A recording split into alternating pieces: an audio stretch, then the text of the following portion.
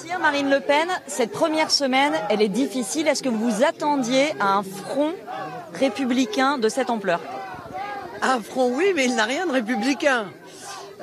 Bien entendu, on a la possibilité de sortir d'un système qui se perpétue depuis 30 ans.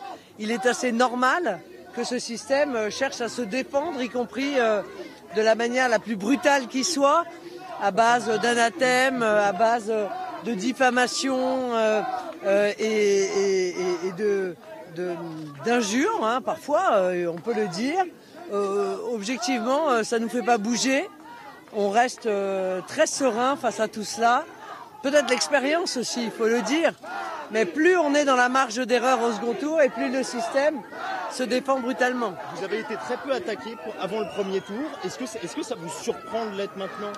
Non, pas du tout. Ça me confirme dans l'idée que je peux gagner cette élection présidentielle, car la brutalité qui est exprimée à mon égard est proportionnelle aux chances que j'ai de gagner cette élection. Madame Le Pen, il y a quelques jours, vous jugiez envisageable un référendum sur le rétablissement de la peine de mort. Depuis hier, c'est inconstitutionnel, c'est vous qui le dites. Est-ce qu'il vaut ce rétropédalage? Non, je ne crois pas qu'il y ait un rétropédalage. Je l'ai toujours dit, le référendum d'initiative citoyenne ne peut pas modifier la Constitution. Je l'ai dit et redit à plusieurs reprises. Le soutien de François Hollande, vous en dites quoi? Écoutez, j'ai presque envie de faire une affiche. François Hollande, Lionel Jospin, le MEDEF, le Luxembourg soutiennent Emmanuel Macron. Vous voyez, c'est en soi, c'est presque une publicité pour ma candidature.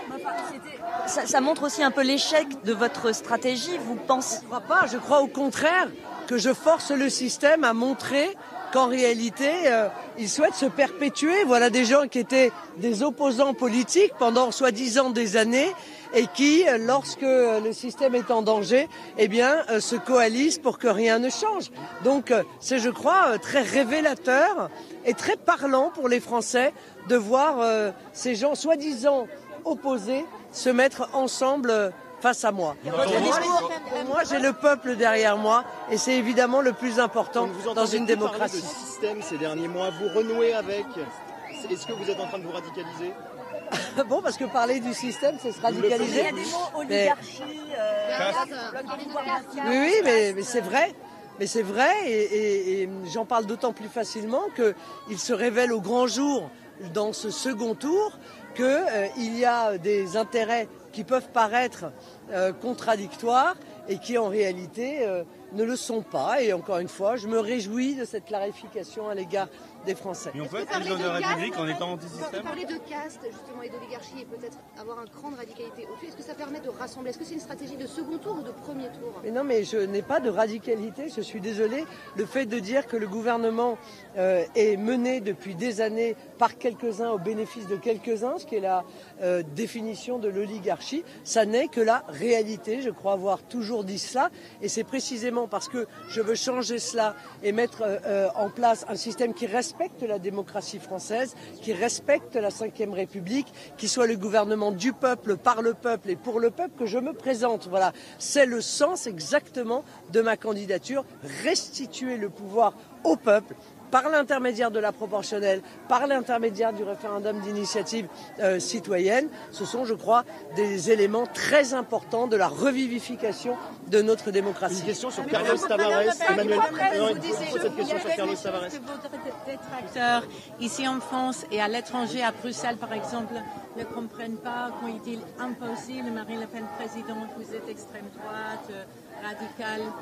Eh bien, ils ont tort et qu'ils regardent mon projet et qu'ils arrêtent de répéter des éléments de langage fondés sur absolument rien. Mon projet n'est pas du tout radical, c'est un projet extrêmement raisonnable, c'est un projet qui donne plus de démocratie pour notre pays, c'est un projet qui est équilibré entre les gens qui ont des biens et des gens qui sont dans la difficulté financière. C'est un projet social.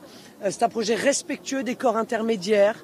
C'est un projet respectueux de l'Assemblée nationale qui est utilisée par Emmanuel Macron comme une chambre d'enregistrement depuis 5 ans. C'est un projet aussi qui défend la souveraineté de notre nation, c'est vrai, mais ça je l'assume, notre souveraineté industrielle, notre souveraineté territoriale, hein, puisque nous maîtrisons à nouveau nos frontières. Donc voilà, je pense que tous ces gens devraient regarder mon projet plutôt que d'écouter mes adversaires en parler. Madame Le Pen, quand vous voyez les sondages, cet écart qui se creuse avec Emmanuel Macron à son avantage, est-ce que ça vous inquiète pour le 24 avril? Non, pas du tout. Sondage qui se creuse, oui et non. On est toujours dans la marge d'erreur dans la plupart des sondages. Et moi, je vous le redis avec beaucoup de sérénité aujourd'hui. Je pense que je vais être élue présidente de la République. Emmanuel Macron juge le salaire de Carlos Tavares choquant et excessif. Vous dites choquant. Vous partagez finalement ce constat? Oui, je partage ce constat. Il a aussi évoqué quelque chose qui, en revanche, me paraît également choquant. C'est la proposition qu'il fait d'une inscription sur un fichier administratif de gens qui seraient soupçonnés de violence ou soupçonnés de violence sexuelle. Je trouve que ça, c'est très dangereux. Je vous le dis, si une simple main courante peut permettre d'inscrire quelqu'un sur un fichier administratif pour des faits qui ne sont pas liés à un risque terroriste, eh bien, c'est là une très grave remise en cause, je crois, de notre état de droit. Et ça, c'est un sujet d'inquiétude que le président de la République propose quelque chose comme cela. Un mot sur le blocage des universités. Le blocage des universités, est-ce que cela vous inquiète? Est-ce que vous vous dites que ce genre de situation pourrait se répéter si vous étiez élu? Non, je m'inquiète pas. Je m'inquiète du niveau de respect de la démocratie de la part d'un certain nombre d'étudiants. Mais c'est pas tous aussi, hein. Je veux dire, bon, c'est pas parce que quelques-uns pensent que le meilleur moyen d'influer sur l'élection, c'est de bloquer une université entre deux tours. Le mieux, c'est qu'ils aillent voter.